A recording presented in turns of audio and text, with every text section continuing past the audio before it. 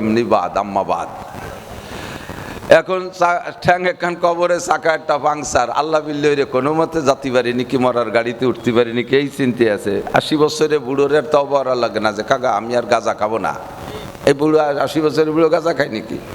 90 বছরে বুড়ো নাকের মধ্যে পাইপ দিয়ে তার সেলাইন খাওয়ানো হচ্ছে। এ বুড়ো যদি কাজটা করলে আর কোনোদিন জিনা করবো না। তুমি জিনা করবা কি দিয়ে? সবই তো শেষ।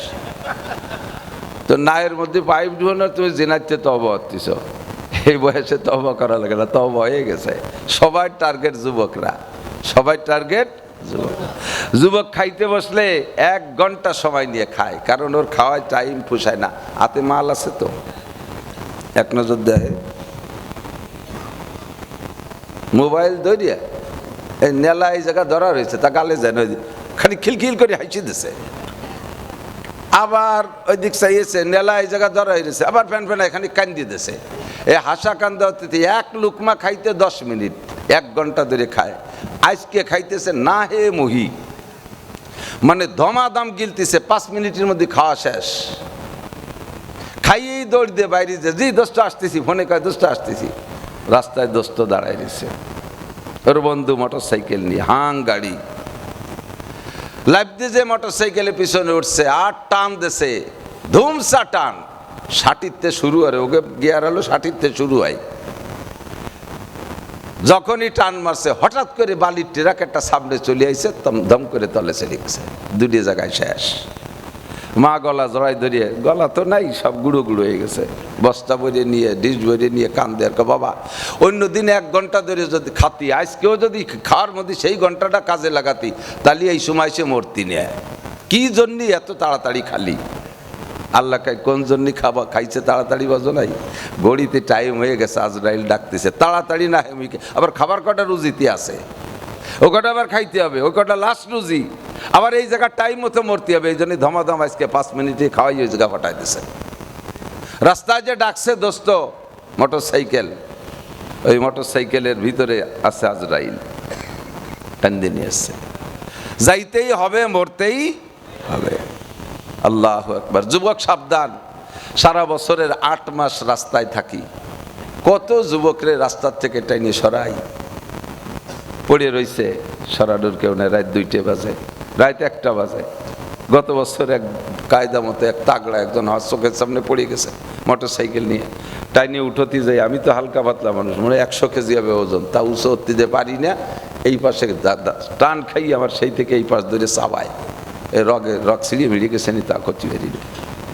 এরকম কতজনের রাস্তার থেকে উঠায়, হেসে উড়াই দিয়েন না। তুমিও কোন দিন পড়ে যাবা, সেই দিনের অপেক্ষা করো, সময় থাকতে ভালো হয়ে যাও।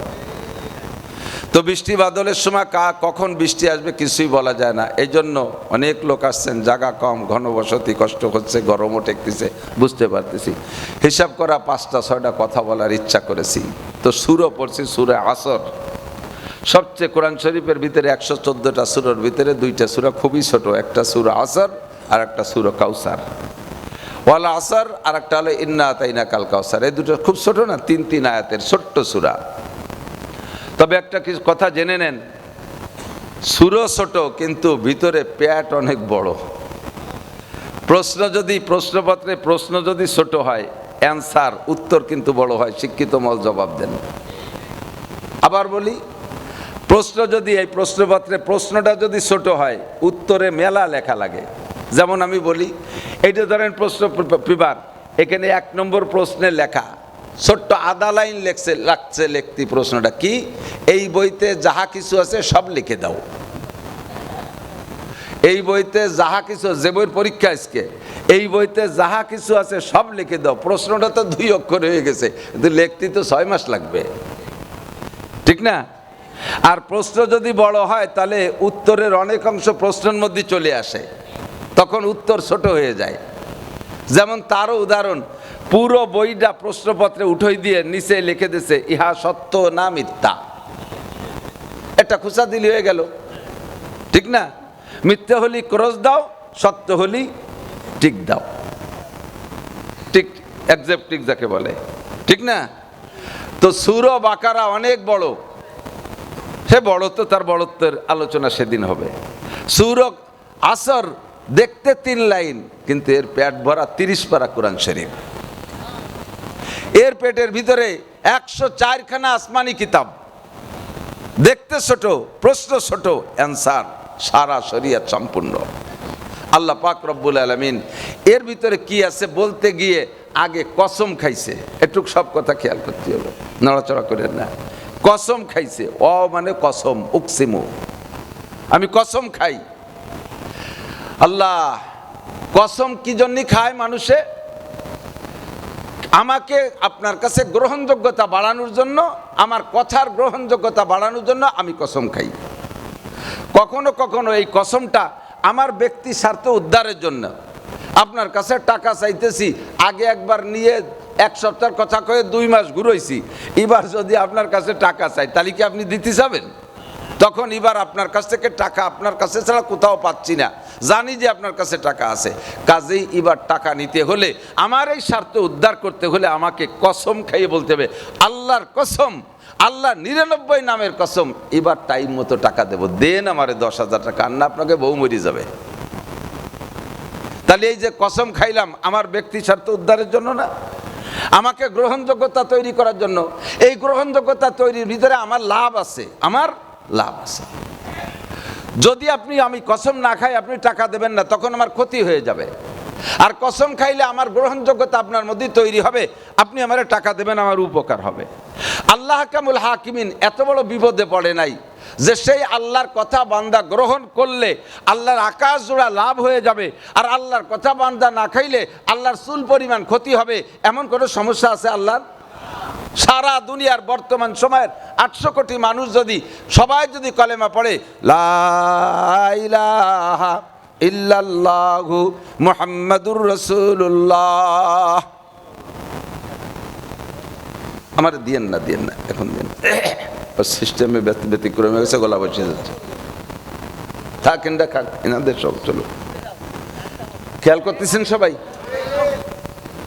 সারা দুনিয়ার সব মানুষ যদি আল্লাহকে আল্লাহ বলে স্বীকার করে, সব যদি মোমেন হয়ে যায়, মুসলমান হয়ে যায়, নামাজি হয়ে যায়, হাজি হয়ে যায়, আলেমও হয়ে যায়, পীরও হয়ে যায়, তাহাজ্জুদ গুজার হয়ে যায়, তাতে আল্লাহ পাক রব্বুল আলামিন যেখানে আছে তার প্রমোশন বাইরা 1 ইঞ্চি উপরে ওঠে না, ওঠার জায়গা নাই, সর্বোচ্চ পদমর্যাদায় আছে, ঠিক কি না? আবার 800 কোটি মানুষ যদি কাফের হয়ে যায়, তাতে আল্লাহ পাক রব্বুল আলামিনের 1 জাররা পরিমাণ ক্ষতি হবে না। হবে সবাই কেউ আল্লাহকে আল্লাহ মানে না, এই জন্য আল্লাহ রাগ করে কি চেয়ারেতে নামে পাটি বিছে বুঝতে, কেউ আমার আল্লাহ কয় না, থাকা তোর এখন চেয়ার পাইতে বসে থাকবো কে, নিচে যে মাটিতে বসে, এই নাকি? চেয়ারম্যান রে প্রার্থীরে ভোট দিলি সে চেয়ারম্যান হয়, কাজেই সে কাউন্সিলে যে চেয়ারে বসতে পারে। যেই প্রার্থী ভোট পায় নাই, চেয়ারম্যান হতে পারে নাই, সে কাউন্সিলের চেয়ার পায় না, মূল চেয়ার পায় না। এমনি গেলে সম্মানে তারা আলাদা একটা বসার জায়গা দেয়, মূল চেয়ারম্যানই চেয়ারে তারে বসতে দেয় না। কথা বলুন, ঠিক না? আল্লাহ হাকামুল হাকিমিনের এই সমস্যা নাই যে আমার কথা, আমার কোরআন, আমার শরীয়ত তোমরা না মানলে আমার পদমর্যাদা কমে যাবে, আমাকে আল্লাহ বলে স্বীকার না করলে আমি আল্লাহ খাটো হয়ে যাই, আমার কিচ্ছু থাকে না। আমি এজন্য তোমাদেরকে আমার ওয়াজ শোনানোর জন্য কসম দে বলি, বান্দা কসম দে বলি, তোরা আমার কথা খা। এরকম কোনো সমস্যা আল্লাহ পড়ে নাই। কথা বলুন। এরপরে কোরআন শরীফ বইরে আল্লাহ তাআলা নসিহত করতে যাইয়া কসম খাইছে, প্রচুর কসম। লা উকসিমু বিহাদাল বালাদ ওয়া আনতা হিল্লুম বিহাদাল বালাদ ওয়াল আদিয়াতি দবহা ফাল মুরিয়াতি কদহা ফাল মুগীরাতি সুবহা والضحى والليل إذا سجى ما ودعك ربك وما قلى والشمس وضحاها والقمر إذا تلاها والنهار إذا جلاها والليل إذا يغشاها والسماء وما بناها والأرض وما طحاها ونفس وما سواها। এই যত আয়াতের শুরুতে ওয়াও দেখতেছেন, এই সব ওর মানে হলো কসম। আমি আল্লাহ কসম খাই কি জন্য? আমার লাভের জন্য না, আমার লসের জন্য না, ও বান্দা, গোটা সৃষ্টির ভিতরে তোমাদেরকে আমি সৃষ্টি করেছি বড় মোহাব্বত কইরা। আরে জিন জাতি জাহান্নামে গেলে আমার কিছু আসে যায় না, ফেরেশতারা ধ্বংস হয়ে গেলে কিছু আসে যায় না, আসমান ধ্বংস হয়ে গেলে আমার একটু খারাপ লাগবে না, জমিন ধ্বংস করে দেব আমার খারাপ লাগবে না, কারণ এগুলো বানাইতে আমি আল্লাহ হাত ব্যবহার করি নাই। ওয়াইদা আরাদা শাইআন আন ইয়াকুলা লাহু কুন ফায়াকুন, এগুলো সব বানাইতে আমি কোন শব্দ ব্যবহার করি আর অনায়াসে হইয়া যায়। একটা বানাইতে আমার হাত ব্যবহার করা লাগে না। যত সৃষ্টি করেছি সব এমন করে সৃষ্টি করেছি, মানুষ 5টা জিনিস বানাইছি আমি আল্লাহ তাআলা নিজ হাত দিয়া, তার মধ্যে তোমাদেরকেও বানাইছি আমি হাত দিয়া। যা বানাইছি কোন বলে, তার প্রতি আমার যে দরদ, যা বানাইছি হাত দিয়া তার প্রতি একই দরদ হতে পারে না। যার পিছনে যার পরিশ্রম বেশি, মেহনত বেশি, তার উপরে তার দরদও বেশি। কতক্ষণ হাদিয়া পাওয়া ফাউজি নিশির মর্যাদা, আর নিজের কিসেন বেচা কামলা দিয়া কষ্ট করা, রক্ত পানি করা টাকার মালের মর্যাদা কখনোই এক হয় না, ঠিক কিনা? সন্তান জন্ম দিতে বাপও লাগে মাও লাগে। একটা সন্তানকে জন্ম দিয়ে বড় করা পর্যন্ত বাপের পরিশ্রম বেশি না মায়ের বেশি? কথা কেন? সব বাপ তো বাঁচায়, এই জন্য চেয়ার স্বীকার করবে না যে বিটি গ্যাপের দাম বাড়িয়ে যাচ্ছে।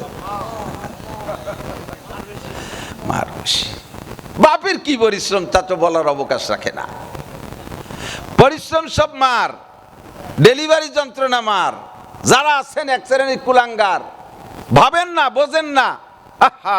তন্দুরস্তারানা বাসাদ দর্দেরেশ, তন্দুরস্তারানা বাসাদ দর্দেরেশ, জুজবা হাম দর্দে না গুয়াম দর্দে কেশ, চতুরা হালে না বাসাদ হাম চুমা, হালে মা বাসাদ তুরা আফসানা বেশ। আমার অবস্থা আর আপনার অবস্থা যদি এক না হয়, তাহলে আমার দুঃখ দরদের কথা বললে আপনার কাছে কিস্সা কাহিনী গল্প মনে হবে। আর আমিও যে ব্যথায় ব্যথিত, আপনারও যদি ওই ব্যথা হয়, তাহলে ওই গল্প বললে আপনি খুব কান লাগাইয়া শুনবেন। চিরসুখী জন ভ্রমে কি কখন, ব্যথিত বেদনা বুঝিতে সে পারে না, কি যাতনা বীজে বুঝিবে সে কিসে। আছে না একটা কবিতা ছিল, যাকে কখনো সাপে দংশন করে নাই, সাপের বিষের জ্বালা সে বুঝবে না। ভেমরুলের কামড় যে খায় নাই, কখনো সে ভেমরুলের কামড়ের দরদ বুঝবে না। তার কাছে বললে সে হাইসে খেলে উড়োই দেবে, কথাটা কানও দেবে না। একটা মহিলা গর্ভধারণ করার পরে ডেলিভারি পর্যন্ত যে যন্ত্রণা, ও পুরুষ তুমি জীবনেও কোনো দিন বুঝবা না, কারণ ওই বিপদে কোনো পুরুষ কোনো দিন